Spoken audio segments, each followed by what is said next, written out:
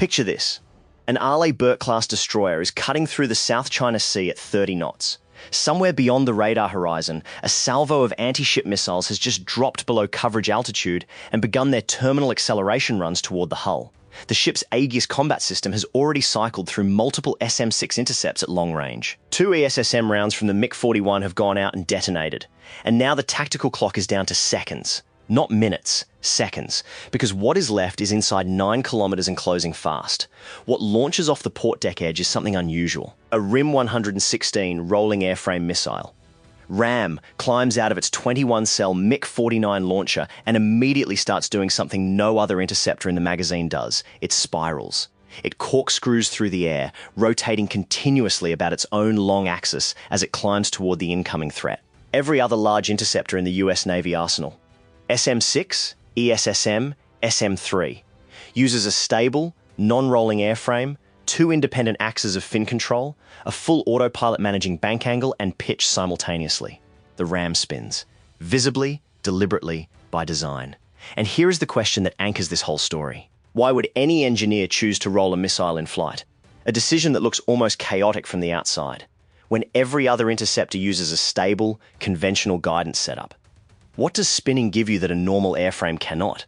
The answer is not what you would expect. And the reason it matters runs straight through the economics of naval defense, through the gap between a $4 million interceptor and a gun that fires $30 rounds, and through the very thin band of space and time that falls between those two systems, the band where RAM lives. Hold that question. The answer comes in layers, and each layer tells you something the headline misses. The Arleigh Burke-class destroyer is the backbone of the US Navy surface combatant force. As of 2025, 73 hulls are active, with Flight 3 variants still entering service at a steady pace. Each hull carries the Aegis combat system, the most capable shipborne air and missile defense architecture in operational service anywhere in the world. Aegis integrates the SP-1 phased array radar, now upgraded on Flight 3 to the more sensitive SP-6, with a centralized battle management computer that can simultaneously track hundreds of contacts, prioritize threats, and coordinate intercepts not just for the ship itself, but for the entire carrier strike group it operates within. The defensive architecture Aegis manages has 3 tiers, and understanding what each tier does, and where each tier ends, is essential to understanding why RAM exists at all. The outermost ring belongs to the standard missile family. The SM-6 block I engages at ranges well past 200 kilometers, and in its anti-ballistic missile variant, the SM-3 reaches into the exoatmosphere to hit ballistic missile warheads in their mid-course phase. These are the expensive, long-range weapons, the ones that buy the ship time by killing threats far from the hull. The middle ring belongs to the evolved Sea Sparrow missile, the ESSM, designation RIM-162. ESSM engages targets out to roughly 50 kilometers and was specifically designed for the quick reaction close-in intercept environment. Faster to fire than SM-6, carried in quad-packed cells so the MiG-41 VLS can hold 4 per cell rather than 1. The innermost ring, the last resort close-in weapon, is the Phalanx CIWS, a 20mm M61A1 Vulcan rotary cannon that fires a dense stream of rounds at very short range, out to approximately 1.5 nautical miles, roughly 2.5 to 3 kilometers, depending on engagement geometry. On paper, that looks like airtight coverage. 3 overlapping rings, different kill mechanisms, different engagement geometries. But look carefully at the geometry, and a problem appears. ESSM engages best with time to maneuver, time to track through the last phase of the intercept. Against a fast sea-skimming anti-ship missile that has dropped to wave-top altitude and accelerated into its terminal run, the practical minimum engagement range for ESSM, the closest point at which a clean intercept is reliable, is not 0. There is a band below ESSM's comfortable reach and above Phalanx's maximum range where neither system handles the threat cleanly. That band is approximately 9 kilometers wide, and RAM was designed to own it. The RIM-116 program traces back to a joint study in the 1970s.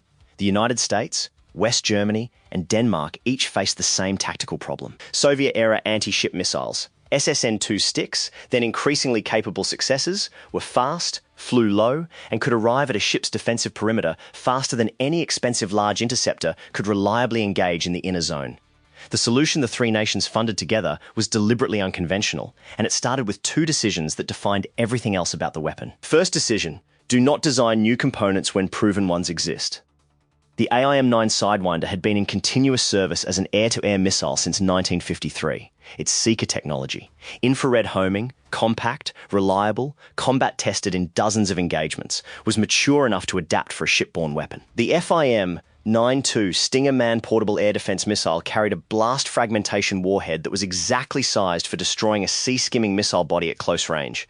Two proven components from two already funded programs stitched into a new airframe. The economics of using existing Seeker and warhead technology rather than developing both from scratch are significant. Every major missile program in history has discovered that the Seeker and the warhead are two of the most expensive and schedule-risky elements to develop. RAM skipped that risk on both ends. Second decision, eliminate the autopilot complexity that drives cost and failure rates in the guidance section. This is where the role comes in. And this is where the engineering logic that looks strange on the outside reveals itself as the heart of the whole concept. Here is the part that genuinely does not make sense on the surface, until you work through the physics of what the spin actually accomplishes. A conventional interceptor like the ESSM uses multiple independent sets of aerodynamic control surfaces. There are canards near the nose for pitch and yaw control, and tail fins for roll stabilization. These surfaces are driven by electromechanical or hydraulic actuators, each managed by an autopilot that measures the missile's attitude in three axes: pitch, yaw, and roll, and continuously commands corrections to keep the airframe stable and the nose pointing at the target. The system works very well at the ranges ESSM is designed for, but it requires multiple independent servo systems, multiple sets of fins with their own actuation hardware, and an autopilot computer sophisticated enough to manage all three axes simultaneously in real time at high G-loads. Every one of those components is an independent failure mode. Every servo that can fail is a servo that might fail. In a high sea state North Atlantic environment, in a Pacific squall, during the extreme mechanical stress of a high G terminal intercept against a supersonic incoming weapon, the components that are not there cannot break. The RIM-116 has a single pair of canards near the nose, one pair. No separate tail fin actuation system, no three-axis autopilot, no roll stabilization. Instead, the missile's motor spins the entire airframe about its long axis during flight at a controlled, governed rate. That single pair of canards is not held in a fixed deflection. It is timed to deploy its corrective force at precisely the right moment in each rotation cycle. As the missile rolls, the canard pair fires its correction at the angular position in the roll where the correction will push the nose toward the target. Half a rotation later, the geometry has changed, and the canard fires again in a slightly different direction, continuously adjusting as the Seeker tracks the threat. The net effect, integrated over dozens of rotations during the intercept, is guidance in all directions. Up, down, left, right, any combination, using one pair of fins and one set of actuators. This is not a workaround. It is a precise engineering solution to a specific trade-off. The concept comes from a German engineering study that the NATO collaboration adopted as its design baseline precisely because the mathematics checked out. The guidance accuracy achievable through synchronized canard timing on a rolling airframe is fully sufficient for the engagement ranges and threat geometries that the inner zone mission requires. You do not need three-axis autopilot sophistication at 9 kilometers against a target that is already subsonic or just supersonic and closing fast. You need reliability, quick response, and enough accuracy to put a proximity warhead close enough to a sea-skimming missile body that the blast fragmentation kills it. The roll achieves that at lower component count, lower weight, and lower manufacturing cost than any conventional autopilot design. The name literally says what the missile does: Rolling Airframe Missile. RAM.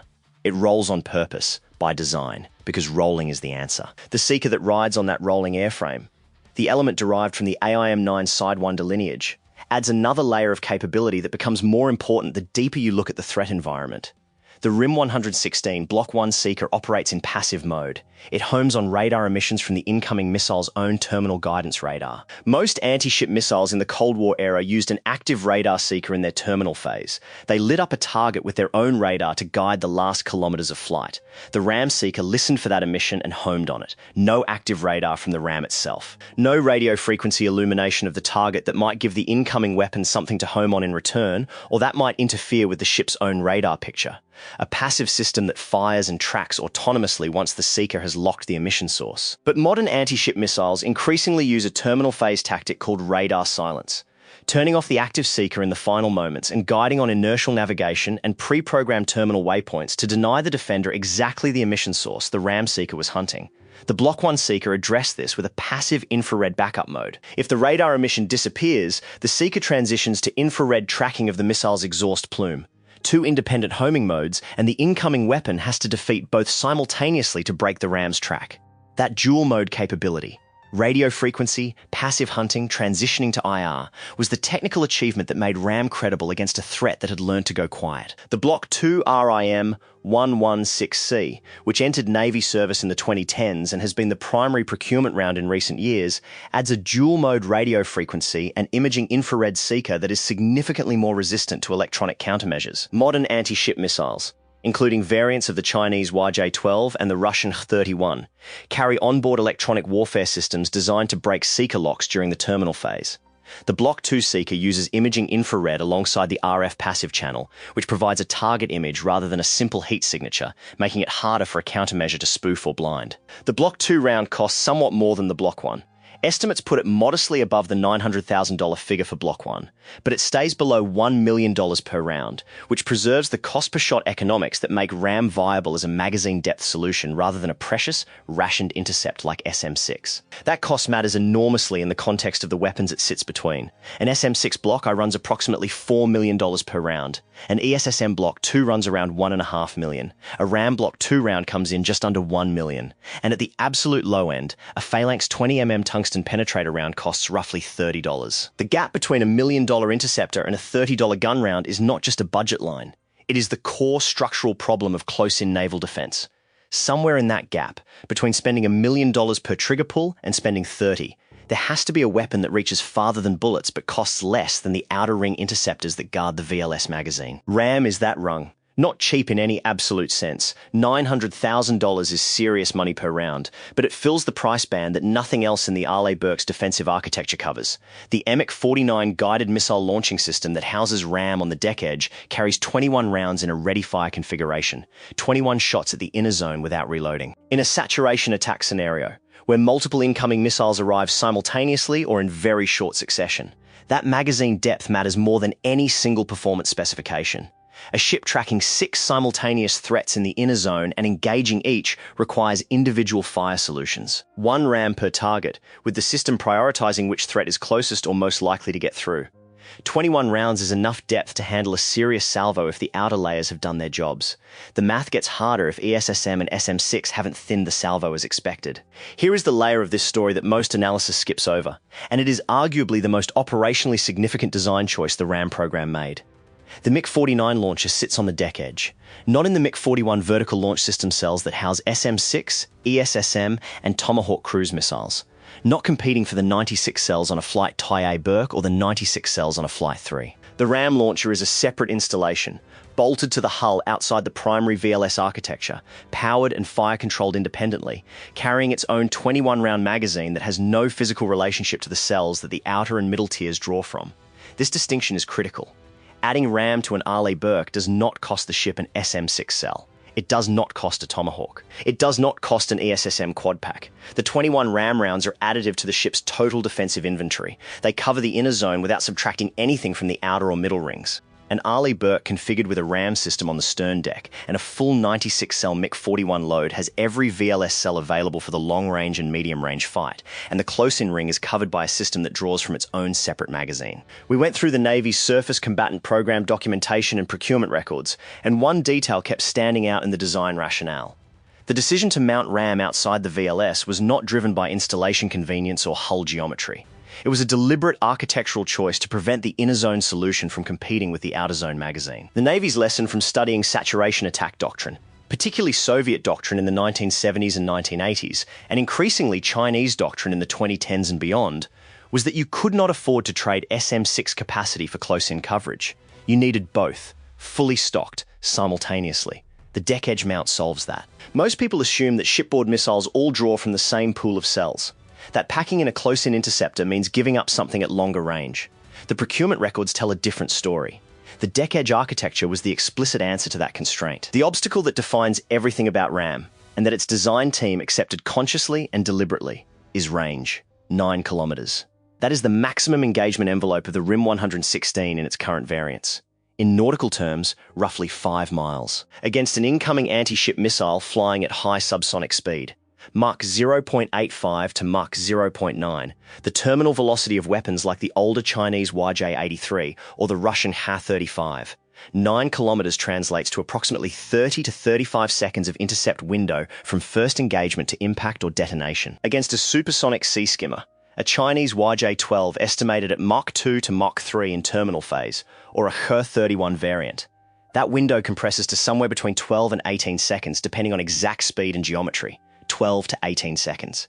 That is not much room for a second shot. The designers understood this perfectly well. They chose the range deliberately. The rolling airframe design's elegance. Fewer components, one canard pair, lower cost, higher reliability. Comes at a direct cost in reach. A longer-range interceptor needs a larger, solid rocket motor for sustained flight time, a more sophisticated autopilot to manage the extended guidance task, additional fuel and structural mass to survive a longer flight profile. All of that adds component count, weight, and costs that directly undermine the purpose of building a cheap, reliable inner-zone weapon. The designers in the 1970s made the trade, accept 9 kilometers as the outer boundary, optimize everything inside it, and trust the outer rings to handle threats at range. What that means in practice is that when RAM fires, the situation aboard the ship has already progressed to a point where the intercept timeline is measured in half minutes at best, seconds at worst.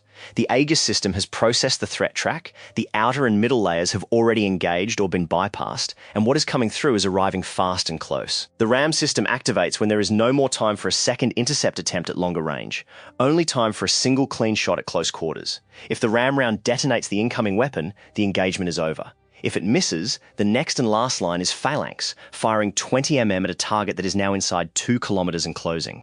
Here is the take that will probably draw some pushback. In a contested Western Pacific environment against the high-end salvo threat that Chinese naval doctrine has explicitly optimized for, the coordinated multi-axis attack from Type 055 destroyers and land-based strike assets simultaneously, 9 kilometers of RAM coverage sitting between ESSM and Phalanx may actually be the most operationally stressed layer of the entire defensive stack. Not because RAM is poorly designed.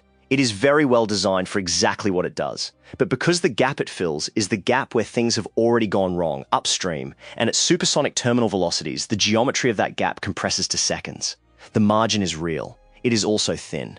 The mid-2010s saw an important evolution in how the Navy thought about the RAM's deck-edge position. The CRAM system, an integration of the RIM-116 launcher on the same pedestal mount and using the same search and track radar originally developed for the Phalanx CIWS, takes the deck-edge point defense position and converts it from gun to missile entirely. Where a standard Phalanx CIWS mount covers out to roughly 1.5 nautical miles with 20 mm fire, a CRAM installation on the same hull footprint extends coverage to 9 kilometers using RAM rounds guided by the Phalanx Block 1B search and track system. CRAM was developed specifically for platforms that cannot carry both a MiG-49 RAM launcher and a Phalanx mount simultaneously, smaller hulls with constrained deck space and displacement limits. The Freedom-class and Independence-class littoral combat ships have CRAM as their primary close-in defense. Some amphibious assault ships carry it as part of their point defense suite. On these platforms, the trade-off is explicit. You give up the very close-range, last-ditch Phalanx cannon capability and replace it entirely with the missile, accepting that if a RAM round misses at 9 kilometers, you have no gun fallback, but gaining 6 kilometers of additional engagement range over a Phalanx-only installation. On a Burke-class destroyer, the architecture is more capable. MiG-49 RAM on the deck edge for the 9-kilometer ring, plus a Phalanx CIWS separately installed for the last-ditch gun layer inside 2 kilometers. 2 separate systems, 2 separate magazines, 2 separate engagement envelopes layered consecutively. The CRAM concept is the compromise version for smaller platforms that cannot afford both physical installations. What strikes me about this evolution is what it reveals about the Navy's underlying concern. The development of CRAM was not primarily about making small ships slightly better defended. It was about ensuring that even a small hull with limited magazine space could push its inner zone engagement boundary outward from gun range to missile range. 6 extra kilometers of engagement depth, even on a small ship, can be the difference between 1 engagement opportunity and 2 in a high-speed terminal scenario. The Navy spent money to create that option on hulls where VLS capacity was already constrained, which tells you exactly how the operational analysis evaluated those extra seconds. The threat environment that frames all of this has shifted considerably since the RAM program began. The People's Liberation Army Navy has built at a pace that, measured against historical shipbuilding output benchmarks, is genuinely remarkable. Between 2015 and 2025, Chinese naval shipyards delivered warship tonnage at a rate that US defense analysts have noted exceeds any single-nation shipbuilding program since the American industrial mobilization of the Second World War. The Type 055 Renhai-class large destroyer, designated by NATO as the RIM-116, carries a 112-cell vertical launch system broadly comparable in total VLS capacity to an Arleigh Burke. Its YJ-18 anti-ship missile has an estimated cruise range over 500 kilometers, with a terminal phase that transitions to supersonic speed, approximately Mach 2 to Mach 3, in the final approach to target. The DF-21D and DF-26 anti-ship ballistic missiles, launched from shore, operate on a completely different engagement timeline that enters the kill chain at ranges measured in hundreds of kilometers and at terminal velocities that no current shipborne interceptor was designed to handle in the inner zone. Those weapons are intended to be intercepted, if at all, in their boost or mid-course phase, not by RAM at 9 kilometers. Against a coordinated Type 055 salvo, a tactical scenario that Chinese naval publications and wargame doctrine have discussed explicitly for over a decade, a defending Arleigh Burke faces a compound problem. A salvo of 8 to 12 YJ-18 missiles arriving from multiple bearings, with terminal supersonic acceleration, forces the Aegis system to make intercept decisions simultaneously across multiple engagement zones. At $4 million per SM-6 round, engaging 8 incoming missiles at the outer ring costs $32 million in interceptors before the engagement reaches the middle ring. Assuming realistic intercept rates, which in real-world conditions against a sophisticated salvo are not 100%. Something gets through ESSM, and what gets through arrives at RAM's 9-kilometer threshold with approximately 12 to 18 seconds left on the clock. The economic exchange ratio at that outer ring favors the attacker. The YJ-18 is estimated to cost somewhere between $1 and $2 million per unit, less than an SM-6 at $4 million, in a ratio that structurally advantages the side firing the offensive weapon over the side paying to intercept it. This is not a new problem. The defensive cost exchange asymmetry has been a feature of anti-ship missile economics since the Falklands War revealed what an exocet could do to a modern warship. But the scale of the Chinese naval buildup has made it an acute planning problem rather than a theoretical footnote, where the economic shift is precisely at the RAM threshold. A $900,000 RAM round intercepting a $1 to $2 million incoming missile is an exchange ratio that runs slightly in the defender's favor, or at worst breaks even. The inner zone is where the math inverts from the outer ring. But to reach the inner zone with any remaining magazine depth, the outer and middle layers have to have done enough thinning of the salvo that RAM is not overwhelmed by multiple simultaneous threats inside its engagement envelope. That dependency. RAM's economics only favor the defender if the outer layers have done their job, is the structural tension that no amount of clever engineering fully resolves, which brings the loop back to where it opened. Why spin the missile?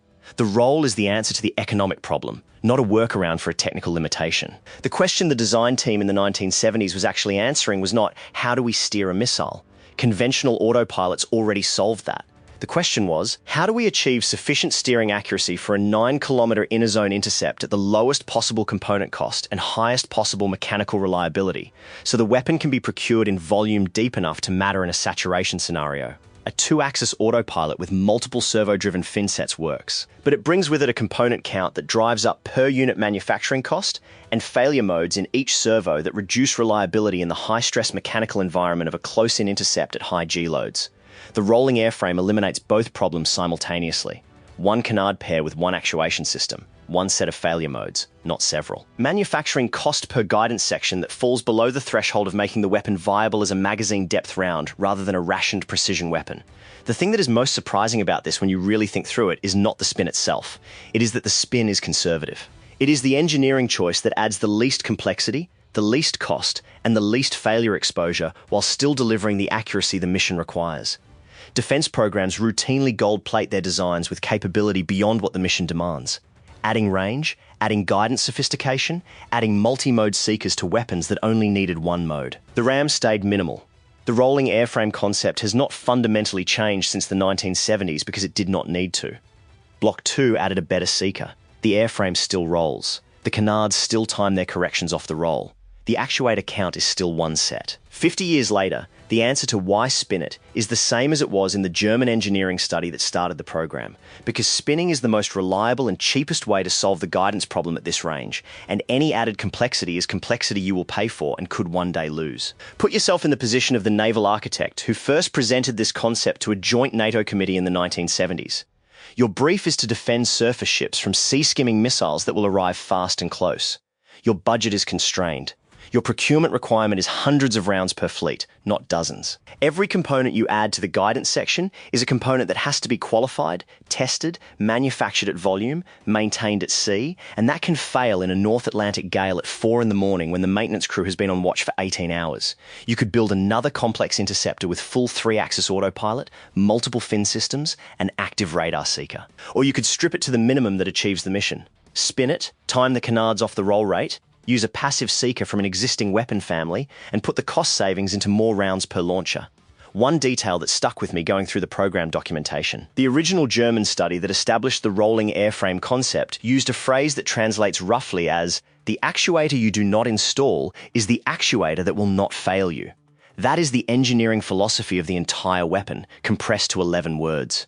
The strategic picture that surrounds all of this is not static, and the Navy has not stood still while the threat has evolved. The Flight 3 Arleigh Burke-class enters service with the AN/SP6 air and missile defense radar, a system that provides significantly greater sensitivity and lower altitude tracking capability than the SP1 it replaces. The SPY-6's improved ability to detect and track sea-skimming threats at longer range, earlier in the threat's approach profile, does not extend RAM's 9-kilometer reach, but it adds seconds to the engagement timeline by providing earlier warning. Earlier warning means the Aegis fire control system can begin sequencing intercepts sooner, potentially increasing the probability that the outer rings have engaged and thinned a salvo before it reaches the inner zone. Block 2 RAM procurement has continued steadily through the early 2020s. The Navy's surface warfare acquisition community has evaluated an upgraded MiG-49 launcher with increased cell count, and the concept of a larger capacity deck-edge launcher has appeared in several program studies, though as of 2025, the 21-cell configuration remains the standard installation on Arleigh Burke destroyers. The CRAM program has extended the missile's footprint to platforms that previously had only gun-based inner zone defense. The challenge that none of these incremental improvements fully addresses is reload. At sea, in a contested environment, under threat, a RAM launcher does not reload. 21 rounds is what the ship has for the inner zone fight until it exits the threat environment and reaches a replenishment point. A single sustained engagement against a well-designed salvo can deplete a 21-round magazine quickly, particularly if the engagement requires multiple rounds per threat due to imperfect first-round hit probability, or if simultaneous threats arrive from different bearings and require parallel engagement solutions. The Navy's answer to the reload problem is not primarily a hardware answer, it is an operational one. The Arleigh Burke does not fight alone. Carrier Strike Group operations and Surface Action Group doctrine position multiple ships to provide overlapping defensive coverage, so no single hull's RAM depletion creates an undefended gap. The layered architecture. SM-6 at the outer ring, thinning the salvo before it ever reaches the inner zone, is meant to ensure that RAM sees at most a few leakers rather than a full salvo. The doctrine assumes the outer rings work. That assumption holds in a well-executed engagement against a salvo of predictable size and approach geometry. It gets more demanding against the kind of coordinated multi-vector, multi-axis saturation attack that advanced adversary doctrine specifically designs to defeat layered defense by overloading each ring sequentially. Here is where the math that seemed clean at the component level gets complicated at the system level. The $900,000 RAM round is exactly as cost-effective as the doctrine that places it says it should be. Put it in the right defensive architecture, let the outer rings do their jobs, and the inner zone is covered at favorable economics with a reliable, magazine-deep weapon. Stress the outer rings beyond their capacity. Force them to burn more rounds than planned against a larger-than-expected salvo. And the inner zone receives more work than RAM's 21-round magazine was sized for. The weapon is not the constraint. The doctrine is. So the question this whole story leads to is the one the Navy actually argues about in program offices and on war college campuses. When an Arleigh Burke-class destroyer plans its close-in zone loadout for a deployment into the Western Pacific, where the threat environment includes YJ-12 and YJ-18 sea skimmers, Type 055 surface combatants with significant VLS depth, and DF-26 carrier killers that force outer ring SM-6 consumption at scale before the inner fight even begins, is it smarter to pack more cheap RAM rounds that reach 9 kilometers and buy 30 seconds per shot, or fewer pricier ESSM rounds that engage at 50 kilometers and buy multiple minutes per engagement, leaving RAM to handle only the residual leakers? More RAM rounds means more shots in the inner zone, more magazine depth for a saturation scenario where the outer rings have been partially depleted. But it does not extend the engagement envelope, and it does not solve the structural problem of having only 15 to 30 seconds per threat at supersonic terminal velocities. More ESSM means more time per threat, more opportunities for a second shot before the threat reaches the inner ring, and a longer effective defensive envelope that keeps the fight at a range where there is still time to sequence multiple intercepts. But ESSM eats MiG-41 cells that SM-6 also needs, and every ESSM quad pack loaded is a Tomahawk strike mission or an SM-6 intercept that does not fit. Neither answer is clean, and that is not a failure of the analysis. That is the actual trade-off that tactical planners face when configuring a real ship for a real threat environment. Comment why yes or no. Do you think 21 RAM rounds in a single MiG-49 launcher gives an Arleigh Burke enough inner zone depth for the high-end Pacific engagement scenario? Or does that number need to grow before the math gets comfortable? The Rolling Airframe Missile is, in the most precise technical sense, a paradox that resolves cleanly once you understand the engineering trait it was built on. It spins because spinning is the simplest, most reliable, and cheapest way to achieve guidance accuracy at 9 kilometers against a fast-closing sea-skimming target. It costs $900,000 because two proven components, a Sidewinder lineage seeker and a Stinger-derived warhead, meant the program never had to develop either end of the kill chain from scratch. It lives outside the MiG-41 VLS because it was never meant to replace the outer rings. Only to cover the 9-kilometer band, those rings cannot reach cleanly without subtracting anything from the cells that SM-6 and ESSM depend on. What the RAM is, at bottom, is an honest weapon. It does not try to be an ESSM. It does not try to reach past its 9-kilometer boundary and become something it was not designed to be. It owns one narrow band of the engagement envelope with high reliability and favorable cost-per-shot economics, and it relies on everything outside that band to be handled by the systems designed for it. Defense programs routinely expand their requirements until cost spirals out of reach. The RAM's 50-year commitment to the rolling airframe concept, stay minimal, stay reliable, stay within the 9-kilometer mission, is either disciplined engineering or a reminder that the gap it fills could still be wider if someone had been willing to spend more. The thin layer of time at 9 kilometers is real. 30 seconds for a subsonic threat, 15 for a supersonic one. That is what the outer rings buy back for you when they work. That is what RAM has to close out when they don't. Share your read in the comments. Is 9 kilometers enough, or is that last ring still the one that keeps fleet planners awake? Then stay with us, because the next episode looks at the MiG-41 vertical launch system itself.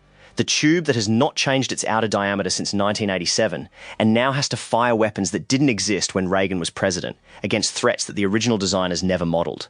That constraint is shaping every procurement decision the Navy makes about the Pacific fight, and it starts with a number that will surprise you.